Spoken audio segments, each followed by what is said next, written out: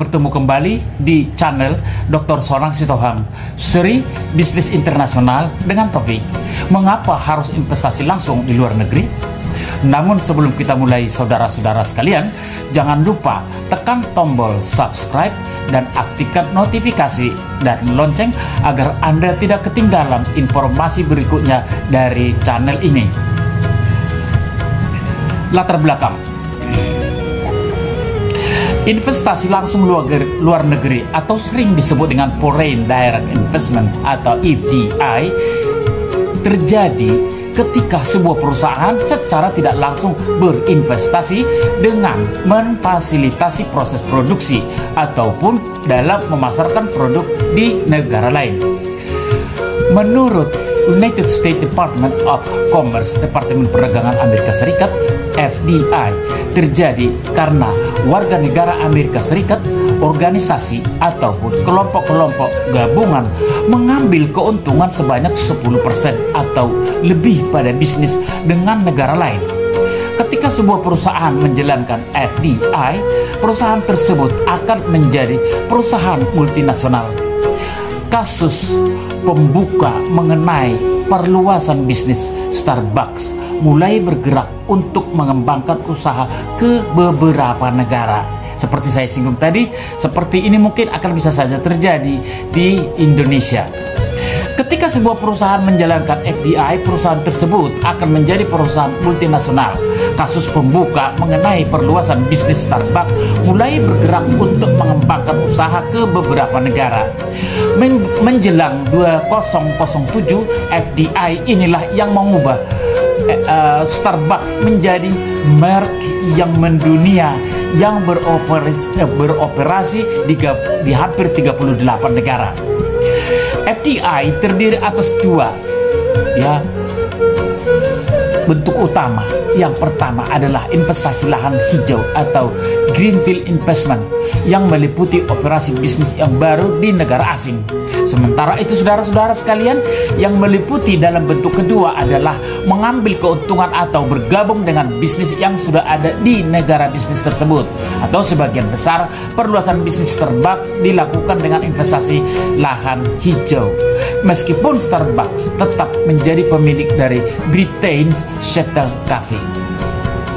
Akuisisi sendiri bisa jadi minoritas atau ketika perusahaan asing mengambil 10% kafe.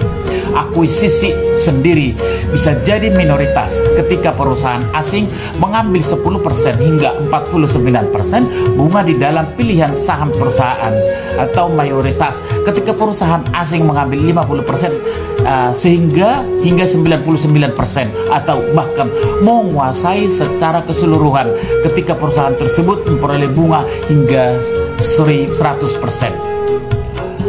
Investasi langsung luar negeri di dalam ekonomi dunia. Saudara-saudara sekalian, membahas masalah investasi langsung luar negeri menjadi hal yang penting untuk membedakan antara FDI dalam bentuk aliran dana dan FDI dalam bentuk saham.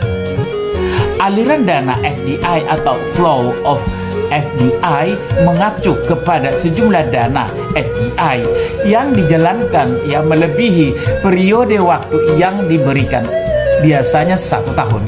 Saham FDI atau stock of FDI mengacu pada total akumulasi keseluruhan nilai aset yang dimiliki pihak asing pada suatu periode waktu tertentu. Kita juga akan membahas mengenai aliran dana keluar FDI atau outflow of FDI, yang diartikan sebagai aliran dana FDI yang keluar dari sebuah negara, dan aliran dana masuk FDI atau flows of FDI atau aliran dana FDI yang masuk ke sebuah negara. Saudara-saudara sekalian, tren-tren dalam FDI 30 tahun terakhir setelah terjadi peningkatan yang berarti baik FDI dalam bentuk aliran dana maupun dalam bentuk saham. Rata-rata tahunan aliran dana keluar dari FDI meningkat dari senilai 25 miliar US dollar tahun 1975 mencapai rekor yang tinggi, yaitu 1,2 triliun US dollar. Selama periode ini aliran dana FDI dipercepat dan lebih cepat dibandingkan pertumbuhan dalam perdagangan dunia dan output dunia. Contohnya saudara-saudara sekalian, antara tahun 1972 dan 2008, total aliran dana FDI dari semua negara meningkat lebih dari 8 kali lipat. Ketika perdagangan dunia dengan nilai tumbuh sekitar 150% dan produktivitas total dunia sekitar 45%. Sebagai hasil dari aliran dana FDI yang kuat pada tahun 2007, modal dunia melebihi 15 triliun US dollar. Paling tidak 79.000 perusahaan induk memiliki 790.000 cabang di pasar asing yang secara bersama-sama telah mempekerjakan lebih dari 82 juta orang di luar negeri dan menghasilkan nilai keuangan senilai 11% dari PDB. Cabang perusahaan multinasional asing telah memperkirakan senilai kurang lebih 31 miliar US dollar dari penjualan global, lebih banyak daripada ekspor global yang ditutup pada nilai 19,5 triliun US dollar. FDI tumbuh lebih cepat daripada perdagangan dunia dan produksi total dunia untuk beberapa alasan. Ya, ada beberapa alasan saudara-saudara sekalian.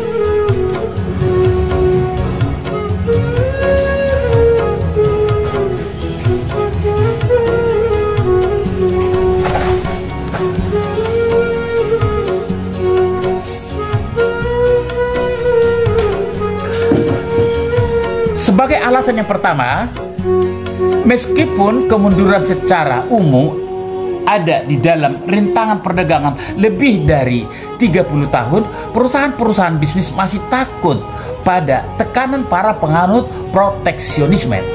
Para eksekutif memandang FDI bisa menghindarkan dari rintangan-rintangan perdagangan. Saudara-saudara sekalian, yang kedua, penambahan terkini dari FDI kebanyakan digerakkan oleh politik dan perubahan ekonomi yang telah terjadi di negara-negara berkembang di dunia. Perubahan umum terkait lembaga politik yang demokratis dan pasar bebas mendorong pelaksanaan FDI. Melintasi banyak negara Asia, Eropa Timur, dan Amerika Latin. Pertumbuhan ekonomi, deregulasi ekonomi, program-program privatisasi yang terbuka untuk investor asing, dan penghapusan pembatasan pada FDI telah membuat negara-negara lebih tertarik untuk multinasional asing. Menurut Amerika Serikat, antara 1992 dan 2007 diperkirakan saudara-saudara 90% dari 2.524 perubahan dibuat di seluruh dunia di dalam hukum yang mengatur FDI, yang membuat lingkungan FDI lebih menyenangkan.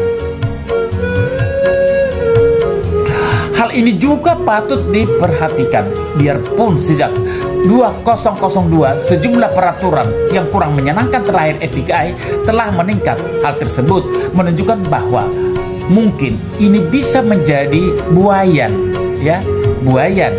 Di Amerika Latin misalnya, 2/3 perubahan yang dilaporkan pada tahun 2005 dan 2007 menjadikan lingkungan investasi langsung luar negeri kurang bersahabat. Saudara-saudara sekalian, kebanyakan dari perusahaan yang tidak menyenangkan ini terpusat pada industri yang menghasilkan bahan-bahan mentah seperti minyak dan gas, di mana pemerintah terlihat memusatkan perhatian pada pembatasan FDI dan menangkap nilai-nilai ekonomi yang lebih dari FDI melalui mekanisme-mekanisme seperti mempertinggi pajak dan bea royalti yang diterapkan pada perusahaan-perusahaan asing.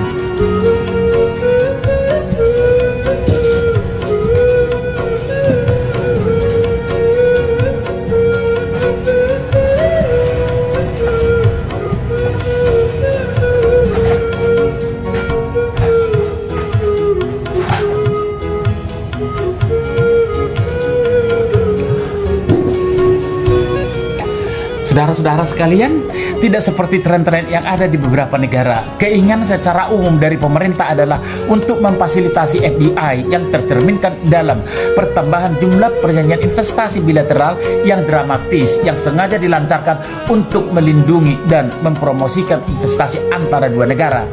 Pada 2008, sebanyak 2.608 perjanjian tersebut melibatkan lebih dari 179 negara, 12 kali lipat meningkat dari tahun 181 perjanjian yang ada pada tahun 1980. Cukup fantastis. Data lama memang, saudara-saudara sekalian. Ini dapat kita gunakan sebagai prediksi. Saudara-saudara sekalian, globalisasi pada dunia ekonomi juga membawa pengaruh positif terhadap bertambahnya volume FDI. Perusahaan seperti Starbucks sekarang memandang seluruh dunia sebagai pasar mereka, dan mereka melaksanakan FDI dalam usaha untuk meyakinkan mereka bahwa mereka memiliki tingkat kehadiran yang tinggi di banyak wilayah di dunia. Banyak perusahaan-perusahaan percaya bahwa penting bagi mereka untuk memiliki sarana produksi berbasis tertutup untuk melayani langganan skala besar mereka. Hal ini juga yang menjadi tekanan untuk FDI yang lebih besar. Saudara-saudara sekalian, kita simak arah FDI. Pada mulanya, kebanyakan FDI telah didirikan di negara-negara maju di dunia sebagai basis perusahaan-perusahaan di negara-negara maju tersebut dan berinvestasi di pasar yang lain.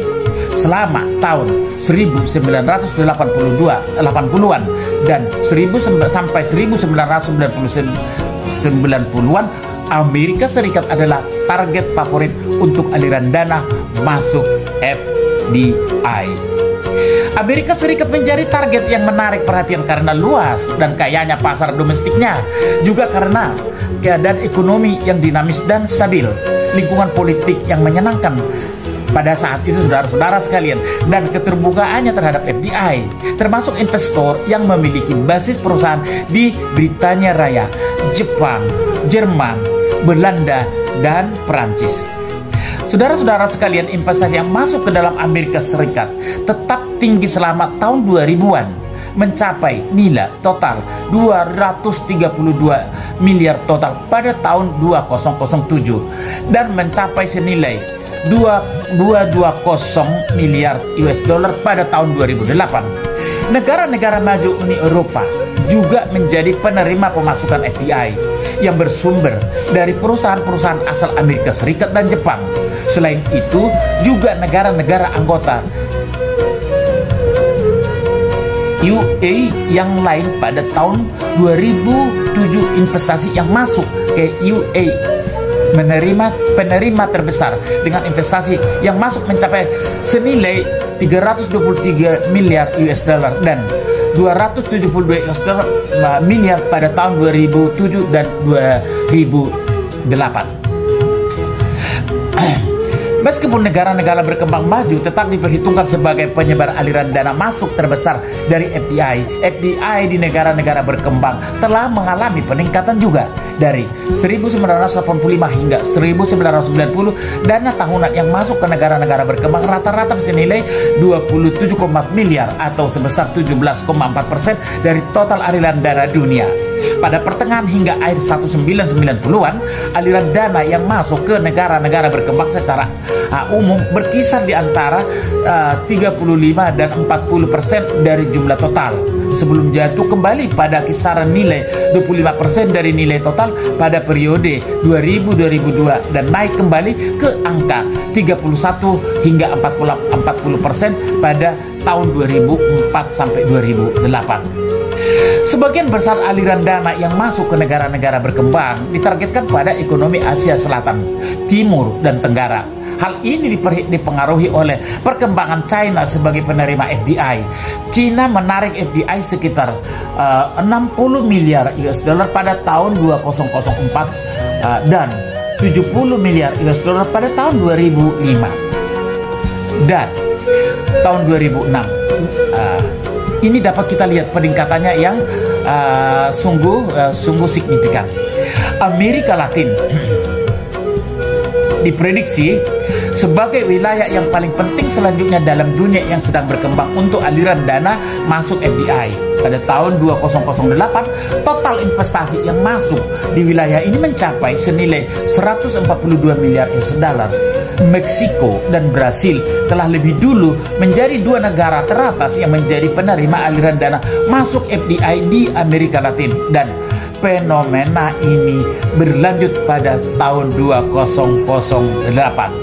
Nah, pada akhir skala yang ditampilkan di atas, dia disebutkan di atas, Afrika menduduki peringkat terakhir dan mendapatkan aliran dana kas masuk FDI terkecil, meskipun benua ini mencatat aliran dana masuk senilai 62 miliar US dollar pada tahun 2008. Ketidakmampuan Afrika untuk menarik lebih banyak investor asing berkaitan erat dengan pergolakan politik, konflik tentara, dan perubahan kebijakan yang terlalu sering terjadi di negara ini. Sudut pandang lain yang bisa digunakan untuk melihat pentingnya FDI adalah membuat presentasi dari pembentukan modal tetap bruto. Pembentukan modal tetap bruto atau gross fixed capital formation menjumlahkan total modal yang diinvestasikan di pabrik-pabrik, toko-toko, bangunan, kantor, dan yang lain. Yang lainnya bisa dianggap sama. Semakin besar investasi modal di dunia ekonomi, prospek pertumbuhan ekonomi pada masa depan akan lebih menguntungkan. Terlihat dari pandangan ini, FDI dapat digambarkan sebagai sumber penting dari investasi modal dan dianggap sebagai faktor yang menentukan tingkat pertumbuhan ekonomi pada masa yang akan datang. Selama periode tahun 1992 sampai 1997, aliran dana FDI tercatat sekitar 4% pembentukan modal tetap bruto di negara maju dan 8% di negara-negara berkembang. Menjelang tahun 1998 sampai 2007, angka menunjukkan 11,6% di seluruh dunia. Hal ini menunjukkan bahwa FDI menjadi sumber penting yang dapat meningkatkan investasi dunia ekonomi. Saudara-saudara sekalian, bilangan-bilangan bruto ini bagaimanapun menyembunyikan perbedaan penting masing-masing negara. Sebagai contoh, pada tahun 2007 FDI yang masuk terhitung sebesar 45% pembentukan modal tetap bruto di Inggris dan 25% di Swedia. Namun hanya 1,2% di Venezuela dan 2,2% di Jepang, yang menunjukkan bahwa FDI adalah sumber penting dari investasi modal dan pertumbuhan ekonomi pada dua negara pertama, tetapi meliput kesenangan dan ketertarikan pada sebuah negara. Peraturan-peraturan rumit yang membatasi kesempatan untuk investasi asing masih ke sebuah negara, contohnya Jepang dan Venezuela.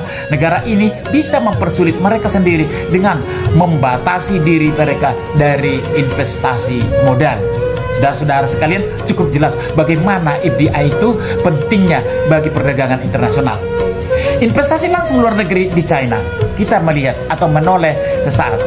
Di mulai akhir tahun 1978, pemimpin China memutuskan untuk mengubah tatanan ekonomi yang berbasis sosial menjadi salah satu negara yang lebih diatur oleh pasar.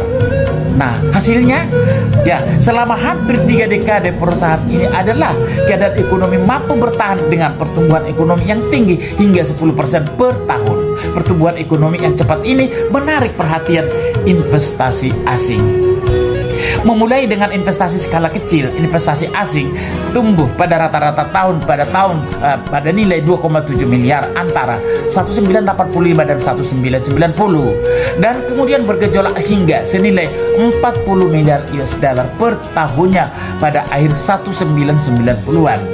Menjadi China sebagai penerima aliran dana FDI terbesar kedua di dunia setelah Amerika Serikat. Menjelang akhir 2000-an, China menarik investasi yang bernilai 80 hingga 90 miliar dari FDI tahunan, dengan nilai 60 miliar US dollar lainnya dalam setahun untuk Hong Kong. Lebih dari 20 tahun yang lalu, aliran dana masuk tersebut terlalu mengakibatkan pendirian 280.000 perusahaan China yang dibiayai pihak asing. Jumlah total saham atau modal dari FDI di China tumbuh dari nol pada 1978 menjadi 327 miliar US dollar pada tahun 2007 atau 1,2 triliun lainnya ada di Hong Kong. FDI bernilai sekitar 8% dari modal tetap bruto tahunan di China antara 1998 dan 2007, menunjukkan bahwa FDI sebagai sumber yang penting dalam pertumbuhan ekonomi di China. Jelas ini digambarkan seperti pada data tadi yang saya jelaskan. Saudara-saudara sekalian, alasan-alasan untuk investasi hampir jelas. Dengan populasi penduduk lebih dari 1 miliar, China menjadi pasar terbesar di dunia. Pada awalnya, tarif impor menyulitkan pelayanan pasar di China melalui ekspor, sehingga FDI diperlukan jika sebuah perusahaan menginginkan untuk membuka pasar di negara-negara dengan potensi yang sangat besar ini. Walaupun China telah bergabung dengan World Trade Organization pada tahun 2001 yang secara langsung mengurangi tarif impor, hal ini akan berlangsung lambat hingga investasi di China akan berlangsung lama. Banyak perusahaan-perusahaan asing yang percaya bahwa untuk membangun bisnis di China memerlukan kehadiran yang kokoh dalam negara ini untuk membangun guangxi, jaringan hubungan yang penting dan yang membuat bisnis tetap bersandar padanya. Lebih lanjut lagi, ya, gabungan antara pekerja yang bisa dibayar murah dan insentif pajak yang rendah, khususnya untuk perusahaan-perusahaan yang mengembangkan diri untuk wilayah ekonomi yang serupa, menjadi China sangat menarik diperhatikan untuk dijadikan pasar yang memenuhi kebutuhan Asia dan dunia sebagai basis ekspor. Menjadi kurang jelas ketika kita mempertanyakan betapa perusahaan-perusahaan asing memulai bisnisnya di China. Ya, terbutakan oleh potensi dan ukuran pasar China yang besar. Banyak perusahaan yang tidak memperhatikan bahwa mereka harus mempersiapkan kompleksitas kemampuan beroperasi di negara ini hingga setelah investasi sudah dilakukan. China memang memiliki populasi yang besar, namun meskipun selama 2 dekade ini pertumbuhan ekonominya terbilang cepat, secara relatif kita bisa mengatakan bahwa penduduk China tergolong miskin. Betulkah saudara-saudara sekalian? Ya, kurangnya daya beli menjadikan pasar lemah terhadap barang-barang yang berasal dari negara-negara barat. Masalah lainnya adalah infrastruktur terkait transportasi dan sistem distribusi yang kurang dipersiapkan dengan baik di daerah sebagian urban. Ya. PepsiCo mendapat masalah serupa pada cabangnya yang ada di Chongqing, daerah yang terletak di atas sungai Yangtze di sebelah barat daya provinsi Sichuan. Chongqing terletak di jantung kota pedalaman yang besar di China. Kota madya Chongqing yang meliputi kota dan daerah-daerah yang mengelilinginya memiliki penduduk lebih dari 30 juta jiwa. Namun saudara-saudara sekalian, menurut Steve Chen, manajer cabang PepsiCo, kurangnya infrastruktur jalan yang memadai dan sistem distribusinya membuatnya hanya bisa menjangkau setengah dari populasi dengan produknya. Masalah lain yang timbul adalah tingkat pengaturan lingkungan yang tinggi, yang bisa menjadi masalah dalam pelaksanaan transaksi bisnis, perubahan pajak, dan yang berkaitan dengan rezim. Misalnya, beberapa tahun lalu pemerintah Cina secara tiba-tiba mengurangi pola kredit pajak yang menjadikan China lebih menarik untuk mengimpor perlengkapan modal. Oleh karena itu, biaya untuk menjalankan usaha di China menjadi lebih mahal. Kemudian timbul masalah dengan pentura bersama yang kurang berpengalaman dalam opportunistik atau dengan mudahnya mengganti tujuan bisnisnya dengan maksud yang berbeda. Saudara-saudara sekalian, salah seorang manajer asal Amerika Serikat pernah menjelaskan bahwa ketika dia merumahkan 200 karyawan untuk mengurangi biaya produksi, keesokan harinya perusahaan rekan kerjanya akan memanggil mereka kembali. Selanjutnya, ketika manajer dari Amerika tersebut mempertanyakan keputusan tersebut, eksekutif dari perusahaan rekanan China-nya tersebut yang dimiliki pemerintah menjawab bahwa sudah menjadi tugasnya untuk mengurangi jumlah pengangguran. Apakah ini terjadi di negara Indonesia? Tentu kita bisa mengingat kembali apa sebagai tanggung jawab negara terhadap penduduknya. Untuk menarik lebih banyak investor ke China, pemerintah China berkomitmen untuk menginvestasikan dana senilai lebih kurang 800 miliar US dollar untuk pembangunan infrastruktur selama 10 tahun ke depan. Waktu itu, hal ini tentu saja akan memperbaiki sistem pengelolaan yang selama ini dinilai buruk. Dengan memberikan hak istimewa beberapa penghentian pajak untuk perusahaan yang mau berinvestasi di daerah tertentu. Misalnya, daerah di sekitar Chongqing, Cina juga memberikan program insentif bagi perusahaan asing yang bersedia berinvestasi di daerah pedalaman China yang memang luas untuk melayani pasar yang belum tertangani. China tengah membentuk kebijakan mikroekonomi yang terkait penekanan pemerintahan, pertumbuhan ekonomi yang kokoh, inflasi yang rendah, dan stabilitas nilai mata uang yang kesemuanya bisa menarik perhatian investor asing. Perkembangan-perkembangan ini menginformasikan kepada kita bahwa China akan lebih terus menjadi magnet untuk para investor asing pada masa depan. Saudara-saudara sekalian, apakah hal itu benar? Kita amati. Sumber FDI.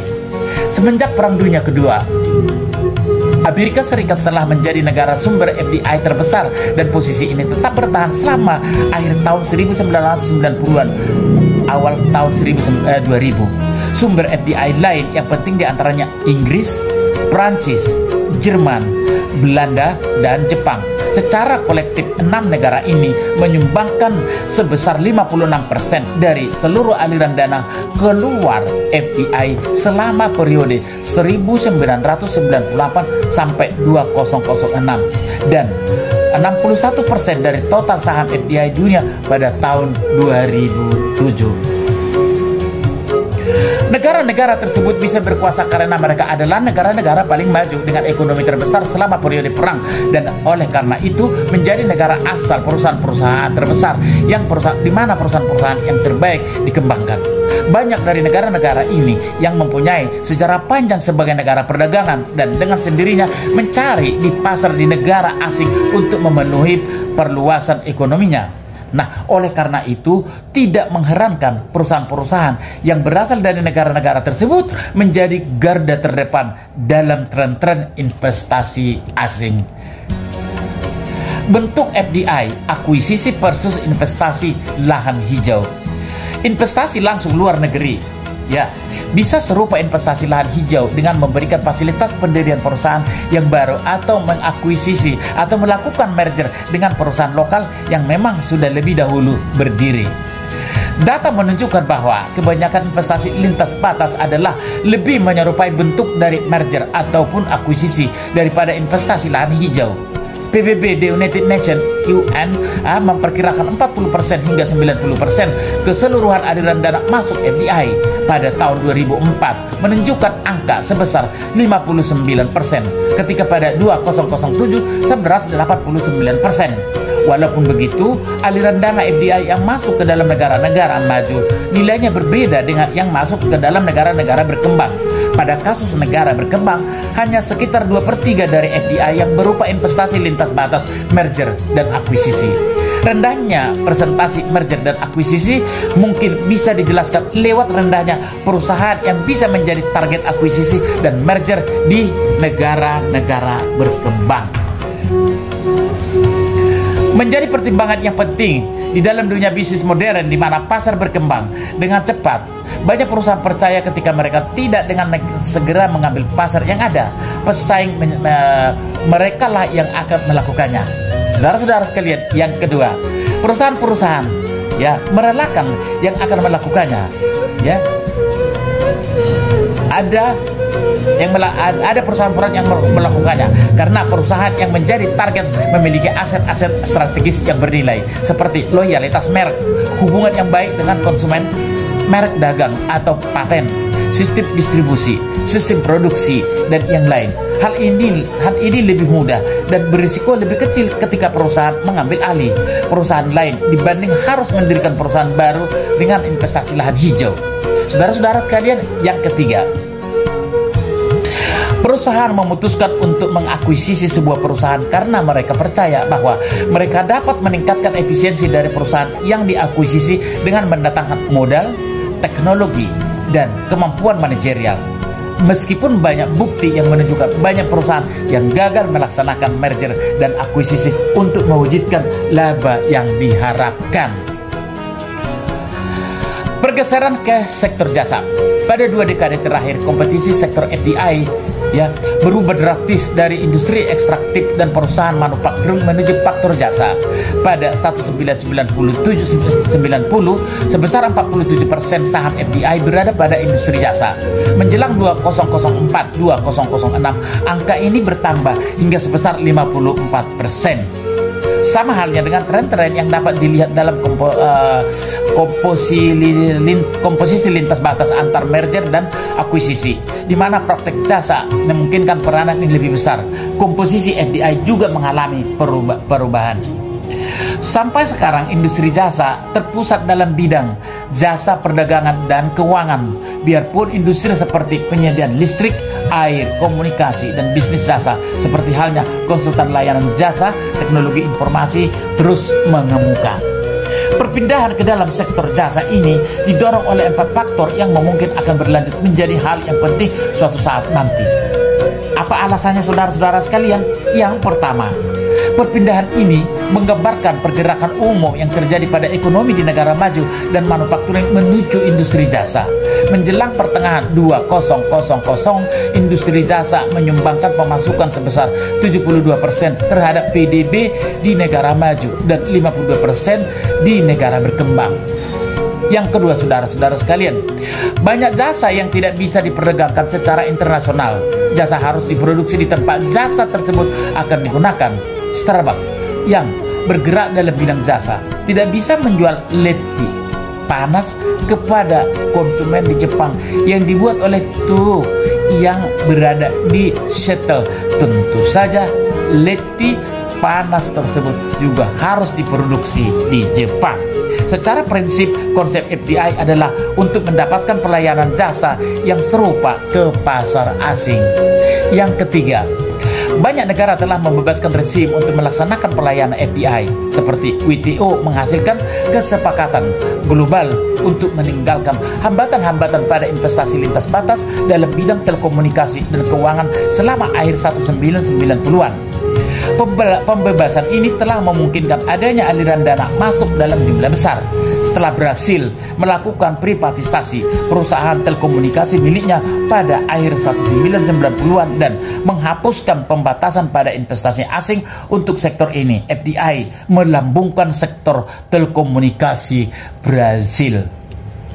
Pada akhirnya, peningkatan telekomunikasi global berbasis jaringan internet membuka peluang beberapa perusahaan jasa untuk merelokasi beberapa aktivitas kreasi nilainya ke negara lain untuk mendapatkan keuntungan dari faktor-faktor biaya yang lebih menyenangkan, artinya yang lebih murah.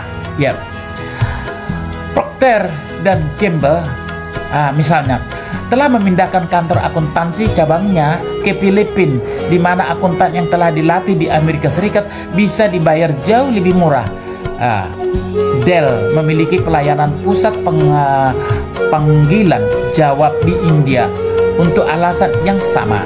Demikian juga baik Microsoft maupun IBM yang sekarang memiliki beberapa pengembangan perangkat lunak dan sarana pengecekan di India. Kode perangkat lunak dibuat di Microsoft yang dalam waktu 1 hari bisa dipindahkan dengan segera ke India dan diuji ketika programmer Microsoft sedang tidur. Menjelas waktunya di Amerika Serikat, kode perangkat lunak tersebut tiba untuk bisa digunakan keesokan harinya. Dengan kode yang telah diuji di India, kesalahan telah terdeteksi dan mereka bisa memulai bekerja untuk mengoreksi kesalahan yang ditemukan. Dengan menempatkan lokasi pengujian di India, Microsoft bisa membuat kode dalam waktu 24 jam dan mengurangi durasi waktu dalam mengembangkan produk-produk baru.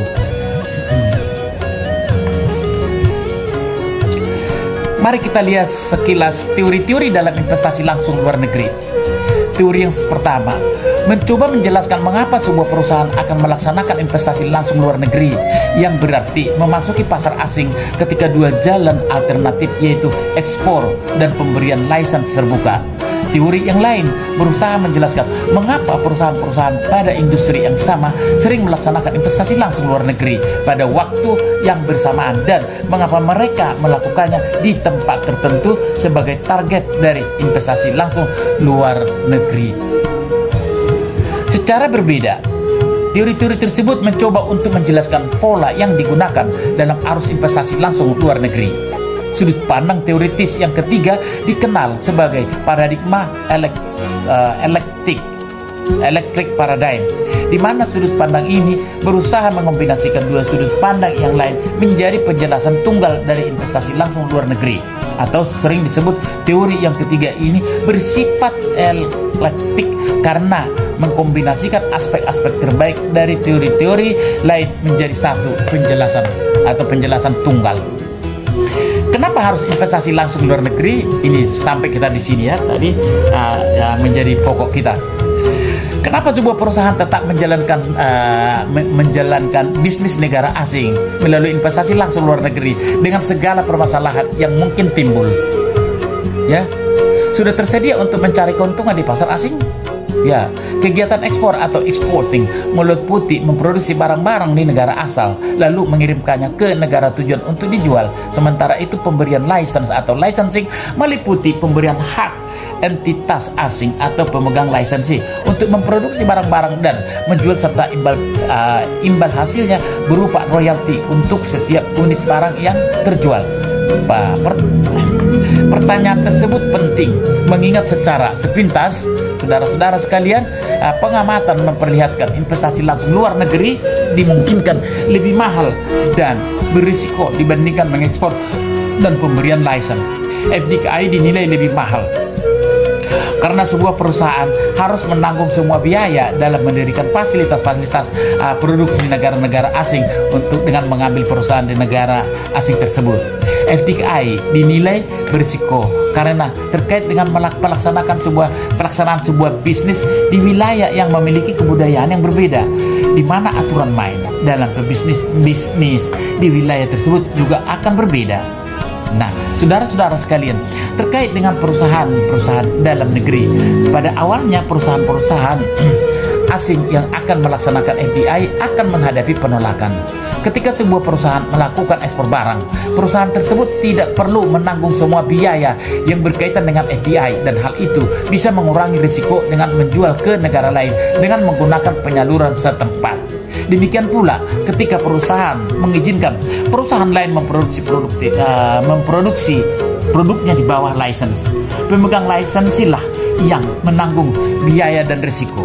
Nah, saudara-saudara sekalian, jadi mengapa sebuah perusahaan lebih memilih melakukan FDI daripada mengekspor atau memberikan lisensi? Jawabannya bisa kita temukan dengan menelaah mengenai keterbatasan ekspor dan pemberian lisensi sebagai jalan mengambil keuntungan di pasar asing.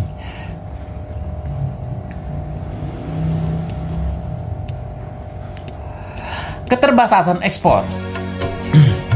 Kelangsungan strategi ekspor seringkali dibatasi oleh biaya transportasi dan hambatan perdagangan. Ketiga biaya transportasi ditambahkan pada biaya produksi, hal ini bisa menjadi tidak lagi menguntungkan mengirimkan barang untuk jarak yang jauh. Apabila khususnya untuk barang-barang yang memiliki nilai rendah pada rasio beratnya yang biasanya diproduksi di hampir semua tempat atau seperti semen, minuman ringan, dan sebagainya. Untuk produk tersebut, mengekspor tidak lagi menjadi pilihan dibandingkan FDI ataupun pemberian lisensi.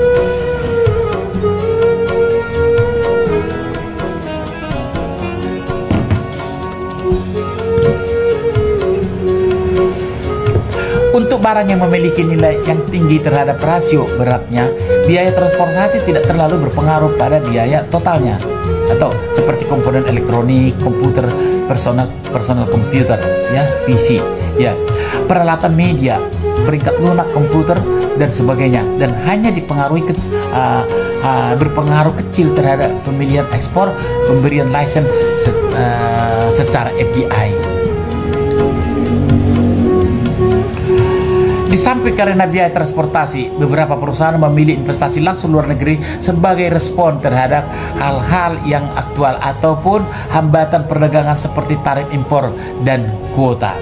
Melalui penerapan tarif dalam mengimpor barang, pemerintah dapat meningkatkan biaya ekspor daripada investasi langsung luar negeri dan pemberian lisensi. Ya, sama halnya saudara-saudara dengan pembatasi impor melalui kuota. Pemerintah meningkatkan ketertarikan atas FDI dan memberikan lisensi. Misalnya, gelombang FDI oleh perusahaan otomotif Jepang di Amerika Serikat selama kurun waktu 80 dan 90-an didorong oleh hambatan para proteksionis dari Kongres dan kuota impor mobil-mobil dari Jepang. Ya, bagi perusahaan mobil Jepang, faktor-faktor tersebut mengurangi keuntungan pelaksanaan ekspor dan meningkatkan investasi langsung luar negeri. Pada konteks ini, penting untuk memahami bahwa hambatan-hambatan perdagangan tidak bermaksud mengunggulkan FDI daripada ekspor. Seringkali keinginan untuk mengurangi hambatan berupa hambatan perdagangan yang mungkin dipaksakan. Cukup memberi alasan kenapa investasi langsung luar negeri menjadi alternatif daripada kegiatan ekspor. Nah, keterbatasan pemberian lisensi. Cabang ilmu ekonomi yang dikenal sebagai teori internalization theory, mencoba menjelaskan mengapa sebuah perusahaan lebih menyukai investasi langsung luar negeri daripada memberikan lisensi sebagai strategi memasuki pasar asing, atau pendekatan ini juga dikenal dengan pendekatan pasar tidak sempurna atau market imperfectionism. Berdasarkan pada teori tradisional, pemberian lisensi menjadi 3 kekurangan sebagai strategi pemanfaatan kesempatan pada pasar asing. Pertama, pemberian lisensi juga memberikan pengetahuan yang berharga pada kompetitor asing yang potensial. Misalnya, pada 60-an, RCA memberikan lisensi atas teknologi televisi bersama pada sejumlah perusahaan Jepang, termasuk Matsushita dan Sony. Pada waktu itu RCA memandang pemberikan lisensi sebagai cara untuk mendapatkan imbal hasil yang cukup baik dari konsep yang diketahui sebagaimana pasar Jepang tanpa mengeluarkan biaya dan menghadapi risiko dengan investasi langsung luar negeri. Bagaimanapun, saudara-saudara sekalian, Matsushita dan Sony secara cepat mengasimilasi teknologi RCA dan memanfaatkannya untuk memasuki pasar Amerika serta secara langsung bersaing dengan RCA. Hasilnya, RCA sekarang hanya menjadi pemain kecil dalam pasar di negara sendiri, ketika Matsushita dan Sony mendapatkan pangsa pasar yang lebih besar. Masalah kedua yang timbul adalah pemberian lisensi yang tidak memberikan kepada perusahaan untuk mengontrol lebih ketat terhadap proses manufakturingnya, para pemasarannya, dan strategi di negara asing yang mungkin dibutuhkan dalam memaksimalkan profitabilitas. Dengan pemberian lisensi, pengawasan yang lebih ketat proses manufakturing, pemasaran, dan strategi diberikan kepada pemegang lisensi sebagai imbal hasil untuk memberikan royalti. Alasan untuk keinginan pengawasan terhadap pengoperasian entitas atau baca produk asing adalah perusahaan terhadap mengambil keputusan dari perbedaan-perbedaan harga faktor produksi di negara-negara yang berlainan, memproduksi satu komponen dari produk akhirnya di suatu negara dan mengimpor komponen lainnya dari negara lain di mana bisa diproduksi dengan biaya yang lebih rendah. Masalah ketiga yang timbul dalam memberikan lisensi ketika keunggulan bersaing perusahaan tidak disadari pada produk seperti pada manajemen pemasaran dan kemampuan manufakturing pada proses memproduksi produknya. Misalnya adalah kemampuan tersebut seringkali tidak dapat dipertanggungjawabkan pada pemberi lisensi.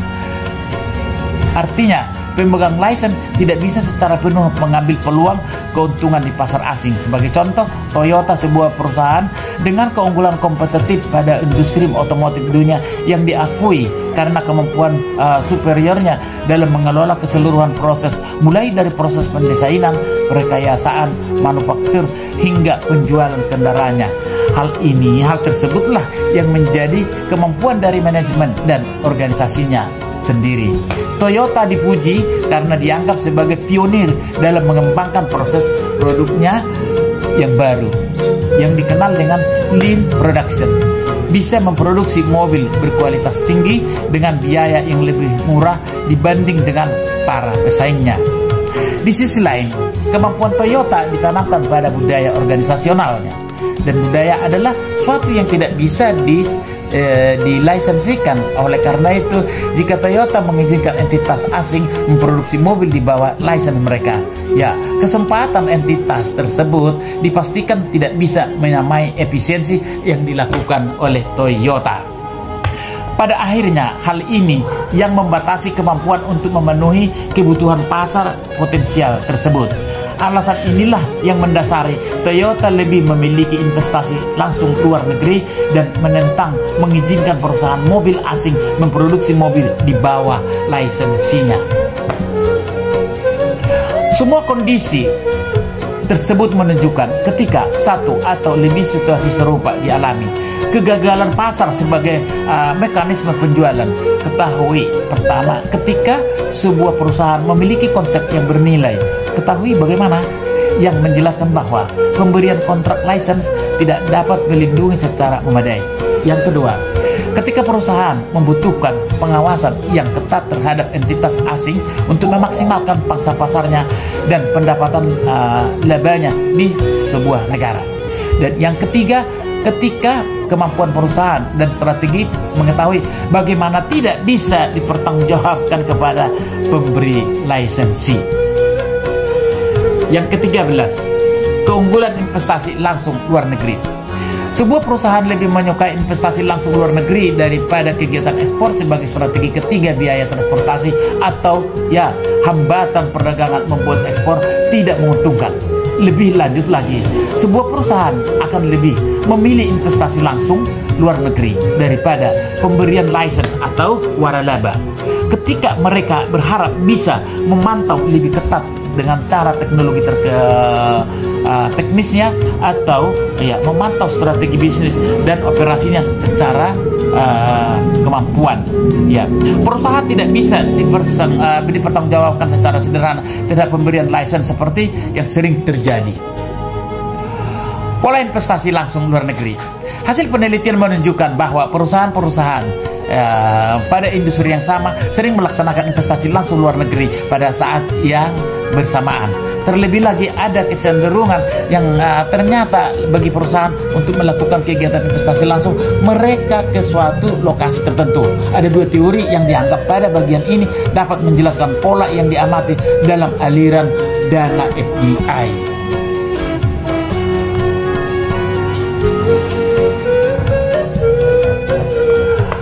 Pola investasi langsung luar negeri. Hasil penelitian seperti dijelaskan di atas tadi bahwa perusahaan-perusahaan pada industri yang sama sering melaksanakan investasi langsung luar negeri pada saat yang bersangkutan. Nah, pertama, saudara-saudara sekalian, perilaku strategis. Suatu teori didasarkan pada ide bahwa aliran dana FDI mencerminkan persaingan strategis di antara perusahaan-perusahaan pasar global.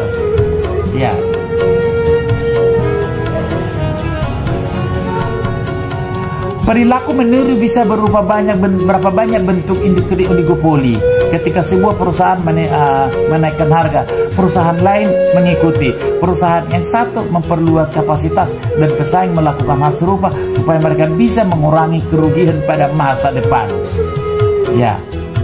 Studi terhadap FDI oleh perusahaan-perusahaan Amerika selama di tahun 50-an dan 60-an menunjukkan bahwa perusahaan berbasis oligopoli cenderung meniru bentuk FDI satu sama lain. Fenomena yang sama telah diamati dengan petunjuk untuk dilakukan FDI oleh perusahaan-perusahaan Jepang selama tahun 80-an. Contohnya Toyota. Teori kickboxer dapat diperluas Cakupan konsep persyaratan multi-point, kompetisi multi-point atau multi-point competition muncul ketika dua atau lebih tertentu satu sama lain di pasar wilayah yang berbeda, pasar nasional ataupun individual. Teori ekonomi melihat hal ini layaknya pemain catur. Perusahaan akan mencoba mencocokkan langkah satu sama lain pada pasar yang berbeda untuk menggenggam satu sama lain. Ya, meskipun teori kickboxer dan perluasannya dapat membantu untuk menjelaskan FDI dengan pendekatan perilaku meniru atau perusahaan-perusahaan oligopolistik, teori ini tidak mampu menjelaskan mengapa perusahaan pertama di oligopoli lebih memilih untuk melaksanakan FDI daripada mengekspor atau memberikan license. Teori internasionalisasi menjelaskan fenomena ini.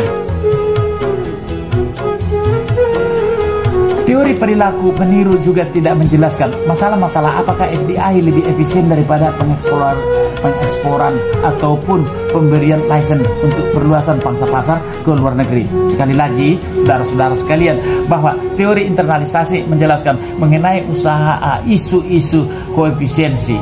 Untuk alasan inilah para ekonom lebih menyukai menggunakan teori internalisasi sebagai penjelasan terhadap FDI. Meskipun banyak pihak setuju bahwa penjelasan melalui pendekatan peniruan memegang peranan penting dalam bagian ini. Daur hidup produk. Teori daur hidup produk milik Raymond Vernon yang dijelaskan sebelumnya juga dapat digunakan untuk menjelaskan FDI. Vernon berpendapat bahwa seringkali perusahaan yang sama yang menjadi pelopor produk di negara asal melakukan FDI untuk memproduksi produk serupa di pasar asing. Misalnya saja ketika Xerox memberikan mesin fotokopi di Amerika Serikat dan Xerox juga mendirikan fasilitas produk di Jepang, Fuji Xerox dan Britania Raya atau Rank Xerox untuk melayani pasar tersebut. Teori Vernon memang bermanfaat. Perusahaan-perusahaan melakukan investasi di negara asing ketika permintaan di negara itu akan mendukung produksi lokal dan mereka akan berinvestasi di lokasi yang berbiaya rendah atau misalnya di negara-negara berkembang ketika tekanan biaya menjadi sangat kuat. Ya. Kemungkinan lainnya adalah bisa jadi lebih menguntungkan bagi perusahaan untuk melicense sebuah perusahaan asing untuk memproduksi produknya lalu menjualnya di negara tersebut. Teori daur hidup produk mengabaikan berbagai opsi tersebut kan mengganti dengan berpendapat bahwa ketika pasar asing sudah cukup kuat untuk mendorong produksi total, FDI bisa terlaksana. Kegagalan teori untuk mengidentifikasi ketika suatu investasi dapat memberikan keuntungan untuk berinvestasi ke luar negeri yang membatasi kekuatan dan kegunaannya dalam ambisi. Saudara-saudara sekalian, paradigma elektik. Ekonomi asal Inggris John Dunning telah memperjuangkan paradigma eklektik. Dunning memukakan bahwa akhirnya berbagai proses dibahas sebelumnya. Keunggulan lokasi khusus juga dipertimbangkan dalam menjelaskan keduanya, baik alasan maupun arah investasi langsung di luar negeri melalui keunggulan lokasi khusus atau location specific advantages.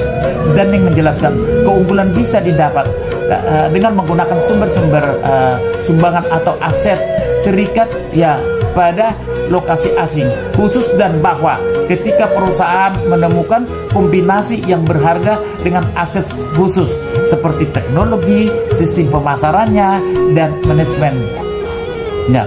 Dunning sependapat juga dengan teori internalisasi yang menyatakan bahwa sulit bagi perusahaan untuk melisensikan kemampuan khasnya dan konsep ketahui bagaimana dan konsep ketahui bagaimana di mana. Oleh karena itu, dia berpendapat dengan mengombinasikan aset lokasi khusus atau sumber pembangunan dengan kemampuan khas perusahaan seringkali memerlukan investasi langsung luar negeri. Itulah sebabnya perusahaan perlu membangun fasilitas produksi di mana terdapat aset asing atau sumber sumbangan lainnya. Contohnya dari argumentasi Dunning adalah sumber daya alam seperti minyak dan mineral yang lain yang karena karakteristiknya ada di lokasi tertentu. Dunning mengatakan untuk mendapatkan keuntungan dari sumber daya alam tersebut, perusahaan harus melaksanakan FDI. Jelasnya, hal ini menjelaskan pelaksanaan FDI oleh beberapa perusahaan minyak dunia yang mengharuskan mereka berinvestasi di lokasi sumber minyak tersebut berada. agar mengkombinasikan kemampuan teknologi dan manajerial dengan lokasi sumber daya khusus yang bernilai tersebut. Ya, kemudian yang dipertimbangkan lagi kemampuan dan harga pekerja atau upah pekerja. Teori Dunning berimplikasikan kepada sumber daya alam dan pekerja semata.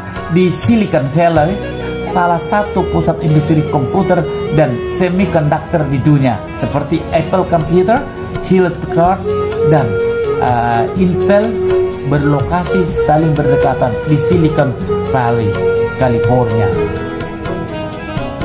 Ya. Yang berikut ideologi politik dan investasi langsung luar negeri. Menurut sejarah, ideologi politik terhadap FDI di dalam sebuah negara telah dikelompokkan, ya, mulai dari sikap mental dogmatik yang radikal yang memusuhi masuknya FDI pada suatu kondisi yang ekstrim, sehingga ketaatan pada prinsip-prinsip kaum yang tidak mengenal investasi pada konsep pasar bebas. Di antaranya, kedua pendekatan yang ekstrim ini dikenal nasionalisme pragmatis. Pandangan radikal.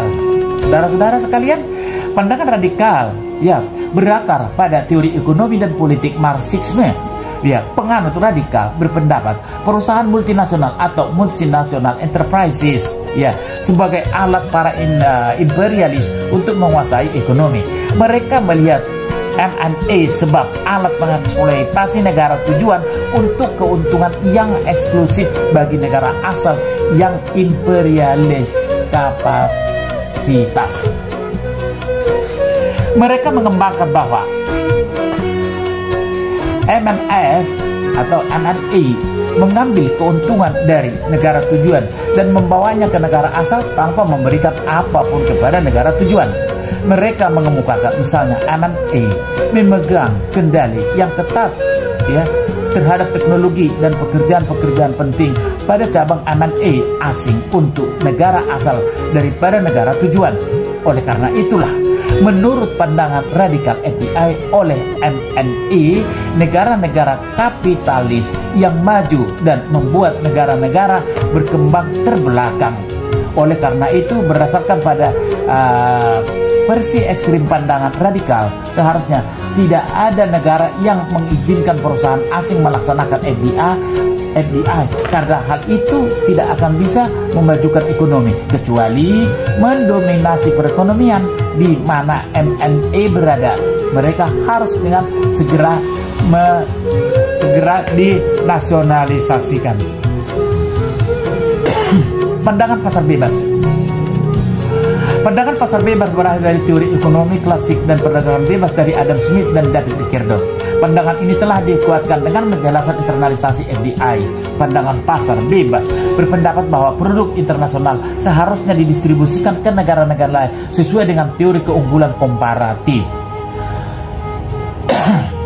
Untuk alasan yang sudah kita temukan, ya, lebih dahulu dalam pandangan pasar bebas telah diawasi di seluruh dunia beberapa waktu belakangan, berpacu dengan pergerakan dunia terkait penghapusan pembatasan masuk dan keluarnya investasi langsung luar negeri. Meskipun pada praktiknya tidak ada satu negara pun yang mengadopsi pandangan pasar bebas dengan murni, atau sama halnya dengan tidak ada satu negara pun penganut pandangan radikal secara murni. Kemudian nasionalisme pragmatis. Saudara-saudara sekalian, pada praktiknya banyak negara tidak menganut paham baik kebijakan radikal maupun kebijakan pasar bebas terkait investasi langsung luar negeri, tetapi, ya, menggantikannya dengan kebajikan dengan yang dikenal dengan nasionalisme pragmatis.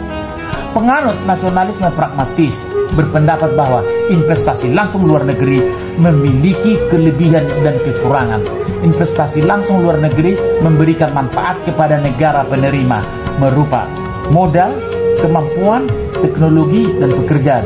Tetapi manfaat ini berupa biaya. Ketika perusahaan asing lebih dari perusahaan domestik dalam menghasilkan produk, keuntungan investasi akan dibawa ke luar negeri.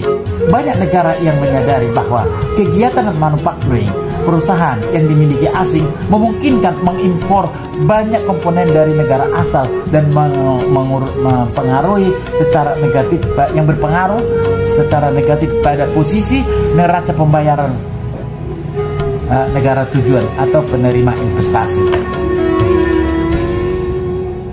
Pergeseran ideologi. Beberapa tahun belakangan negara-negara penganut paham radikal telah banyak berkurang, walaupun beberapa negara menganut kebijakan pasar bebas secara murni. Pertambahan jumlah negara-negara condong menjadi spektrum terakhir dari pasar bebas dan telah meliberalisasikan rezim investasi asing mereka. Fenomena ini meliputi negara-negara yang kurang dari 2 dekade lalu menganut radikalisme atau seperti bekas negara-negara komunis di Eropa Timur dan negara-negara sosialis di Afrika, dan beberapa negara yang sampai sekarang disebut-sebut sebagai negara penganut nasionalisme pragmatis terbaik terkait investasi langsung luar negerinya seperti Jepang, Korea Selatan, Italia, Spanyol, dan hampir semua negara-negara di Amerika Latin. Keuntungan dari negara tujuan atau penerima. Keuntungan utama masuknya FDI ke sebuah negara tujuan adalah timbulnya pengaruh pertukaran sumber daya, pengaruh pada dunia pekerja, pengaruh pada neraca pembayaran, dan pengaruhnya pada pertumbuhan dan persaingan ekonomi. Saudara-saudara sekalian, demikian pembahasan topik kita hari ini. Semoga bermanfaat, dan apabila ada yang perlu diklarifikasi dapat menghubungi channel Dr. Sonas Tohang. Terima kasih, sampai jumpa pada edisi berikutnya dengan topik yang berbeda.